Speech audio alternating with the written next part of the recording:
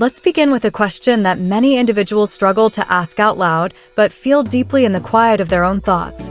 Am I just into cross-dressing for sexual pleasure, or is there something more, something deeper, that points to me being a trans woman? This isn't just a casual curiosity or a late-night pondering. For many, this question lives in the core of their identity, pulsing with confusion, desire, fear, and hope. It's not about labels for the sake of labels. It's about truth, the kind that liberates or unsettles, but always clarifies. And the journey to uncover that truth can be filled with both emotional intensity and profound personal growth. Crossdressing and being transgender are not the same, yet they intersect in ways that can make the experience of self-discovery incredibly complicated. Crossdressing, particularly when it's tied to arousal or fantasy, is often dismissed as just a kink or a phase. But what if it's not? What if the thrill isn't just sexual but emotional? What if the act of wearing feminine clothes awakens something in you that feels real, peaceful, or even euphoric? What if you feel more like yourself in a dress than you ever did in jeans? You might be wondering, is this just a fetish that gets me off? Or why do I keep returning to this feeling when I promised myself I was done with it? Or even, am I lying to myself? Or is society lying to me? These are brave questions. These are real questions. And you deserve real answers. But let's pause and acknowledge this first. You're not broken. You're not alone. And you're not strange. The human experience, especially around gender and sexuality, is beautifully complex, and trying to untangle these layers is not only valid but courageous. In this video, we're going to dive deep. We'll break down the psychological, emotional, and even neurological aspects of crossdressing for sexual pleasure, also known as autogenophilia, and how it differs or doesn't differ for some from identifying as a transgender woman. We'll explore key signs that might suggest you're exploring a kink versus living a gender identity. We'll talk about fantasies, dysphoria, long-term patterns, emotional triggers, and the difference between performing femininity and being feminine. We'll also break down some myths. No, being aroused by femininity doesn't necessarily disqualify you from being trans. And no, being a trans woman doesn't mean you have to check off every stereotypical box of what femininity is supposed to look like. This journey isn't linear, and there is no singular right way to be trans. It's personal, evolving, and often non-linear. So if you've ever wondered, why do I feel so at home when I look in the mirror and see a woman staring back? Or why do I crash emotionally after dressing up? Or even, what does this all say about who I really am? Then this video is for you. By the end of this journey, you won't have to rely on guesswork or fear. Emotional experience versus sexual arousal. In the complex realm of human identity and expression, few topics are as misunderstood or as deeply personal as the difference between emotional experience and sexual arousal, especially when it comes to gender presentation. Many people struggle to distinguish between the two, particularly when exploring behaviors like cross-dressing, gender role-play, or fantasizing about another identity. But understanding this distinction is not just important, it's essential for personal clarity, mental well-being, and sometimes even life direction. Sexual arousal is a powerful biological force. It can be sparked by clothing, role-play, taboo, or fantasy. It's natural, and it's rooted in the body's pleasure system. When someone cross-dresses and feels turned on by the act, this is often tied to the novelty or erotic thrill of breaking a gender norm. In such cases, the act is driven by physical excitement, what happens in the moment, and often fades afterward. The satisfaction comes, peaks, and then passes. For many, the desire to dress in that way may completely vanish once the arousal subsides, sometimes even leaving them with feelings of guilt, confusion, or emotional detachment. But emotional experience runs deeper than pleasure. It's not momentary, it's persistent, consistent, and rooted in the soul. If someone feels calm, whole, or emotionally fulfilled when dressed in a different gender expression, even outside of any sexual context, that's not just arousal. That's identity reaching through the surface. It's a sign of emotional alignment. This kind of experience doesn't leave once the physical high fades. Instead, it often leads to a longing for more authenticity, more truth, more time in that skin that feels real. For many trans women, this emotional experience isn't just a preference, it's a lifeline. The confusion often comes when these two experiences overlap. Many trans women, especially in early stages of exploration, may first feel aroused when presenting as female. But here's the key: arousal doesn't invalidate identity.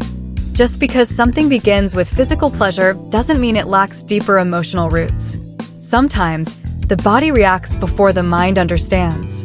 The deeper question is this: what remains when the arousal fades? If the desire vanishes completely, it may be sexual in nature.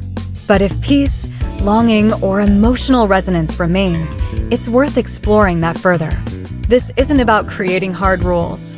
It's about tuning into your inner world with honesty. Emotional experiences speak softly but steadily. They return in quiet moments, in dreams, in day-to-day reflections. Sexual arousal, on the other hand, is sharp, urgent, and temporary. Neither is wrong, but knowing which is which can change everything. Whether you're questioning your gender identity or simply trying to understand yourself better, pay attention to the feelings that linger. Does the desire fade or grow over time? One of the most revealing signs when trying to understand whether your interest in crossdressing is simply a fleeting sexual curiosity or a deeper part of your gender identity lies in this powerful question: does the desire fade, or does it grow over time? For many people, especially those early in their journey of self-discovery, this question feels like a soft whisper at first, a subtle, almost ignorable curiosity. But over the months or years, that whisper can turn into something louder, more persistent, and emotionally complex. That's when it becomes clear: this isn't just a temporary habit or kink. It's something woven into the core of your being. For someone who is simply experimenting or enjoying crossdressing for sexual pleasure, the intensity of the experience often comes and goes. It may spike during certain moods or life phases, then vanish for long periods without any emotional residue. There's little sense of loss or grief when the act is absent, just a sense of satisfaction when indulged and neutrality when it's not. But for those who are actually beginning to uncover a transgender identity, the desire rarely fades. In fact, the longer it's ignored or repressed, the more potent it becomes, not necessarily sexually, but emotionally and psychologically. You may find yourself thinking about femininity in quiet moments, craving more than just the clothing, the presence, the identity, the life. Time is often the great revealer. What once felt like an occasional thrill might slowly shift into a need, not because of arousal, but because you feel incomplete without it. Maybe you start to feel restless or irritable when you go too long without expressing your feminine side. Perhaps you begin noticing a longing in your day-to-day life, not just to look like a woman, but to be one. You find yourself imagining waking up in a female body, being referred to with she/her pronouns, or navigating the world as your true self, not in fantasy, but in real, grounded, everyday scenarios. These aren't just passing thoughts anymore. They're reflections of a deeper truth.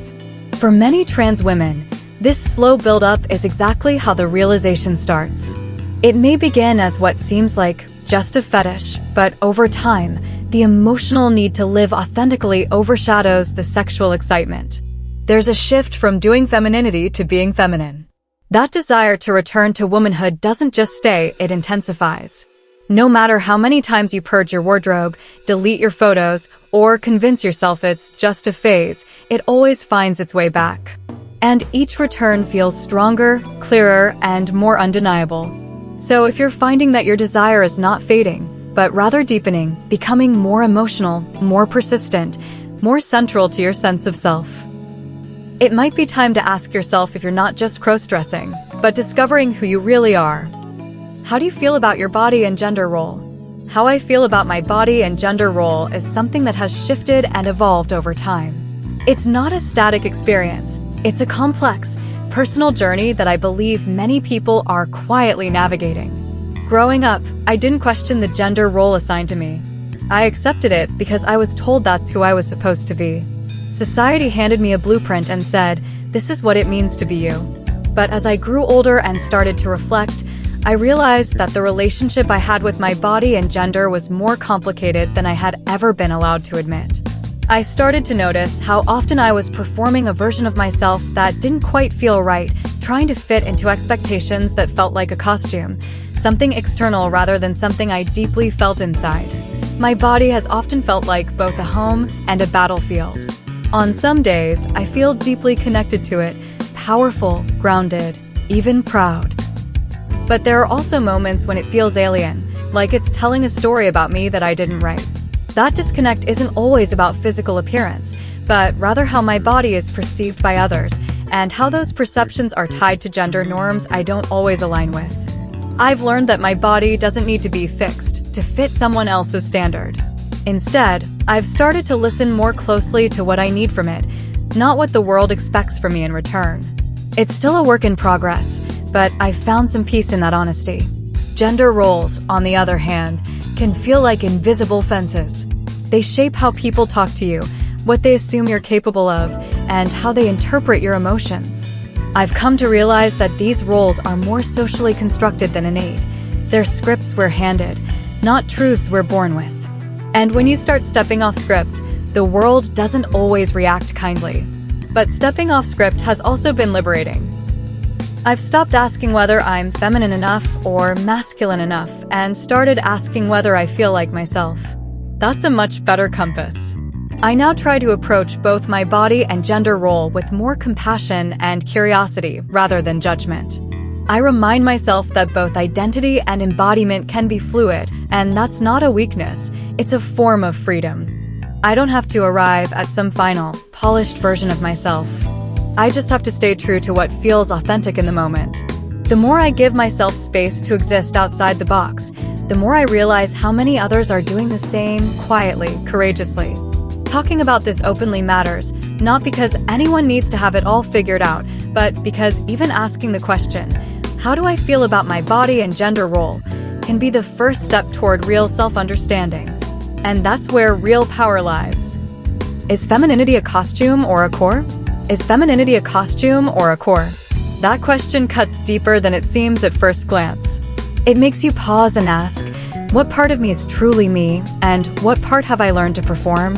For many of us, femininity has been handed down like a family heirloom, wrapped in tradition, conditioned through media, and often shaped more by external expectation than internal truth. As a child, femininity was bows in my hair, soft voices, crossed legs, and polite smiles. I was taught that femininity was beauty, delicacy, emotional expression, and nurturing behavior. But I wasn't taught whether those qualities were something I could choose, or if they were simply required of me. That's when femininity can start to feel like a costume. Something you put on because the world responds more kindly when you wear it. But as I grew and started to untangle where my own identity begins and social conditioning ends, I found that femininity isn't always so artificial. For some, it's absolutely core. It's not about makeup or dresses or demureness. It's about an intuitive softness, a connection to certain emotional energies, a way of relating to the world that feels honest. For others, femininity feels more like drag, like armor, like camouflage used either to survive or to express something specific in a certain moment. And neither is wrong. Femininity doesn't have to mean the same thing to everyone. In fact, it shouldn't. The danger comes when femininity is only valued when it fits inside a specific mold, when it's policed, judged, or expected. That's when it becomes a costume forced onto people rather than a reflection of their truth. For some women, the pressure to perform femininity a certain way creates exhaustion. For some men or non-binary people, embracing aspects of femininity means risking rejection, ridicule, or worse. We live in a world where femininity is both idealized and disrespected, where it's celebrated in theory, but punished in practice when it shows up in unexpected places. That contradiction tells us a lot. So is femininity a costume or a core? Maybe the more important question is, who gets to decide? When femininity is chosen, embraced freely, lived authentically, it becomes powerful. It becomes a core. It stops being about pleasing others and starts being about aligning with yourself. But when femininity is enforced, performed out of obligation, or used as a test of worth, it slips into the realm of costume, something you wear for approval, not for expression. For me, Femininity is a shifting thing. Some days it feels like home, other days like a mask. And I've made peace with that fluidity. I no longer measure it by how well I fit someone else's picture of it, but by how it feels in my body, in my voice, and in my heart. Femininity isn't just lace and lipstick. It's resilience, softness, intuition, strength, vulnerability. How do you see your future? When I think about my future, I don't see a perfect, crystal clear image. It's more like a landscape still being painted, colorful in some places, blurry in others, and constantly shifting as I grow. I don't pretend to have all the answers, but I've started to understand that the future isn't just something that happens to you. It's something you shape, moment by moment, decision by decision. I see my future as something both fragile and full of potential. It's built not only on goals or achievements, but on the kind of person I'm becoming along the way. Am I learning to listen to myself? Am I choosing the life I want, or just following what's expected of me? These questions matter as much as any vision board or 5-year plan. I don't want my future to be dictated by fear of failure, rejection, or uncertainty. If anything, I want to be able to look back and say I didn't play small just to stay safe. That I took some leaps, made some noise, and lived a life that felt like mine. I see a future where I'm still learning, still unlearning, and still open to surprise. I want to wake up excited, not just for what I do, but for who I'm with, what I stand for, and how I spend my time. I hope to build a life that feels both meaningful and fun, where I work hard but also rest deeply, where I create things that matter and nurture relationships that feel real. But I also know that the future isn't just shaped by dreams, it's shaped by resilience. I expect there will be setbacks, wrong turns, and seasons where things don't go the way I hoped. And that's okay. I don't want a flawless future, I want a resilient one. I want to become someone who can pivot when life changes, who can grieve loss without losing hope, and who knows that growth often comes from the most unexpected places. If the past few years have taught me anything, it's that control is an illusion, but response is power. I want to get better at responding with intention, with courage, and with self-respect. I also see my future as part of something bigger than just me. Whether it's through activism, creativity, mentoring, or simply showing up for the people around me, I want to contribute. I want to help build a world that's more compassionate, more inclusive, and more sustainable. Success, for me, is no longer just about status or income. It's about impact. It's about knowing I didn't just survive, but that I made a difference, even in small ways. So how do I see my future? Honestly, I see it as uncertain but promising. Messy but meaningful. A little scary, yes, but also full of room to grow, to love, to create, and to redefine what success and happiness really mean. I may not know exactly where I'm going, but I trust myself enough to keep going anyway. Now that we've peeled back the layers and examined the difference between cross-dressing for sexual pleasure and being a trans woman, I hope you're walking away with more clarity, not just about definitions and distinctions, but about yourself. If you've listened and found that cross-dressing feels like a release or a fantasy that's mostly sexual, and it doesn't come with deeper emotional or identity-based resonance, that's valid. That doesn't make you less evolved, less expressive, or less worthy of respect. Erotic expression is part of the human condition, and gender play within sexuality has existed across cultures for centuries. You are not broken. Your desires do not define your entire identity, but they can offer clues if you're willing to look. But if you found yourself nodding along to the parts where we talked about gender euphoria, about the peace, the wholeness, and the aching rightness that comes with presenting as female, then maybe there's something deeper calling to be named. If you feel an unshakable pull toward being seen and living as a woman, not just when it's arousing, but when it's ordinary, when it's grocery shopping, waking up, or sitting on the couch doing nothing, that's not just a kink. That might be identity. That might be you. And here's something important. You don't need to have it all figured out right now. Gender is not a test you pass or fail. It's not a performance you perfect overnight. It's a lived experience, one that unfolds as you let yourself breathe into it. And sometimes, what starts as fantasy becomes the portal to discovering your deepest truth. There's no shame in exploring. There's no shame in questioning. And there's definitely no shame in evolving. You might have spent years trying to suppress your feelings, dressing only in secret, deleting photos, or making promises to yourself that you wouldn't do it again. But ask yourself, did it ever really go away? Or did it just wait? For acceptance, for honesty, for the right moment? Whether you identify as a crossdresser, a gender nonconforming person, or a trans woman, the most important thing is to stay in conversation with yourself. That means journaling, therapy, finding community, watching videos like this one, and being honest even when it's uncomfortable. And if you are a trans woman, whether you're just beginning to understand that or have always known deep down, you deserve joy, visibility, and love. You deserve to be seen not just for who the world expects you to be, but for who you truly are. So here's your gentle reminder. You don't owe anyone an explanation. You don't need permission. And you don't have to rush. This is your life. This is your truth. Take the time you need, but honor what you feel. Thank you for watching, for questioning, and for showing up for yourself. If this video helped you in any way, or if you're still navigating your own answers, feel free to share your thoughts in the comments.